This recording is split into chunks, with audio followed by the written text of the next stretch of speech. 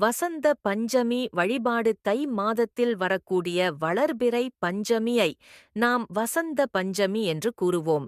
இது வசந்த காலம் தொடங்குவதற்குரிய அறிகுறியாக கருதப்படுகிறது. அந்த வசந்த பஞ்சமி அன்று நாம் சில வழிபாட்டு முறைகளை செய்யும் பொழுது நம்முடைய வாழ்க்கையிலும் இருக்கக்கூடிய கஷ்டங்கள் அனைத்தும் நீங்கி வசந்தம் அதிகரிக்கும் என்று கூறப்படுகிறது. அதிலும் குறிப்பாக இந்த வசந்த பஞ்சமிக்கு உகந்த தெய்வமாக திகழக்கூடியவள் சரஸ்வதி தேவி. சரஸ்வதி தேவியை நாம் வழிபாடு செய்வதன் மூலம் நமக்கு நல்ல கல்வி அறிவும் சிறந்த ஞானமும் நல்ல அறிவும் கிடைக்கும் என்று நம் அனைவருக்குமே தெரியும். இதைத் தவிர்த்து அன்றைய தினத்தில் நாம் சரஸ்வதி தேவியை வழிபாடு செய்யும் பொழுது செல்வ செழிப்பும் அதிகரிக்கும் என்று கூறப்படுகிறது. அப்படிப்பட்ட ஒரு வழிபாட்டை பற்றி தெரிந்து கொள்வோம். அன்று முழுவதுமே நாம் சரஸ்வதி தேவியை வழிபாடு செய்வதற்கு உகந்ததாக கருதப்படுகிறது. ராகு காலம், யமகண்ட நேரத்தை தவிர்த்து நல்ல நேரமாக பார்த்து நாம் இந்த வழிபாட்டை செய்யலாம். ஒவ்வொருவருடைய வீட்டிலும் சரஸ்வதி படம் என்பது இருக்கும். அந்த படத்தை சுத்தம் செய்து சந்தனம் குங்குமம் வைத்துக் கொள்ளுங்கள்.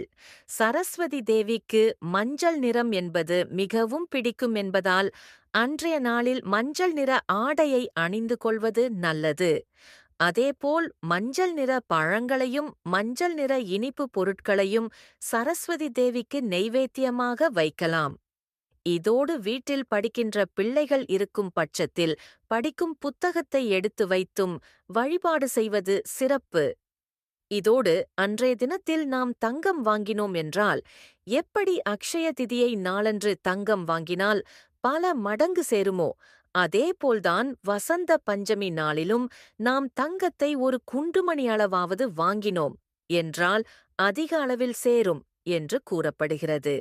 அப்படி தங்கம் வாங்கும் சூழ்நிலையில் இல்லாதவர்கள் கூட தங்கள் வீட்டு அருகில் இருக்கக்கூடிய ஆவாரம் பூவை பறித்து வந்து சரஸ்வதி தேவிக்கு வைத்து வழிபாடு செய்தோம் என்றால் அதுவும் தங்கத்திற்கு இணையான பலனை நமக்கு தருமென்றும், அப்படி ஒரு வேளை மரங்கள் இல்லாத பட்சத்தில் நாட்டு மருந்து கடைகளில் கிடைக்கக்கூடிய காய்ந்த ஆவாரம் பூவையாவது வாங்கி வந்து வைத்து வழிபாடு செய்ய வேண்டும் என்றும் கூறப்படுகிறது. ஒருவேளை எங்குமே ஆவாரம் பூ கிடைக்கவில்லை என்று நினைப்பவர்கள் மஞ்சள் நிறத்தில் இருக்கக்கூடிய மலர்களை வாங்கி வந்து சரஸ்வதி தேவிக்கு வைத்து வழிபாடு செய்வதன் மூலம் அந்த பலனை பெற முடியும். பிறகு சரஸ்வதி தேவிக்குரிய மந்திரங்களையும் ஸ்லோகங்களையும் சொல்லி சரஸ்வதி தேவியை வழிபாடு செய்ய வேண்டும்.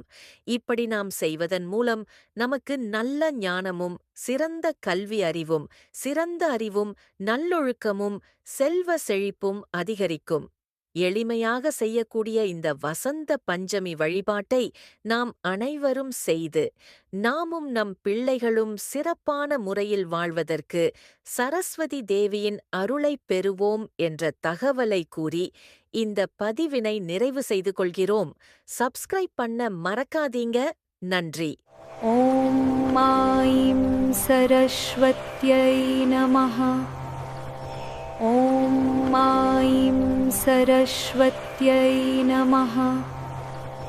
ஓம் மாயும் சரஸ்வத்யை நமஹ.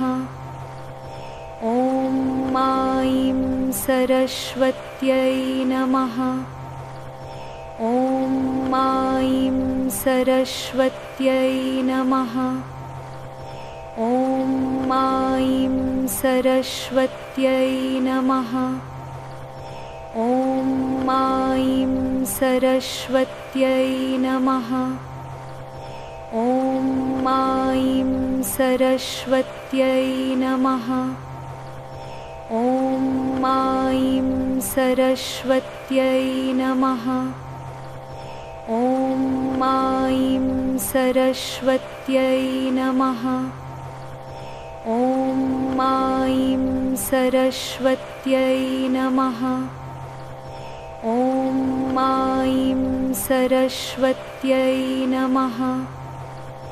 ஓம் மாயும் சரஸ்வத்யை நமஹ. ஓம் மாயும் சரஸ்வத்யை நமஹ. ஓம்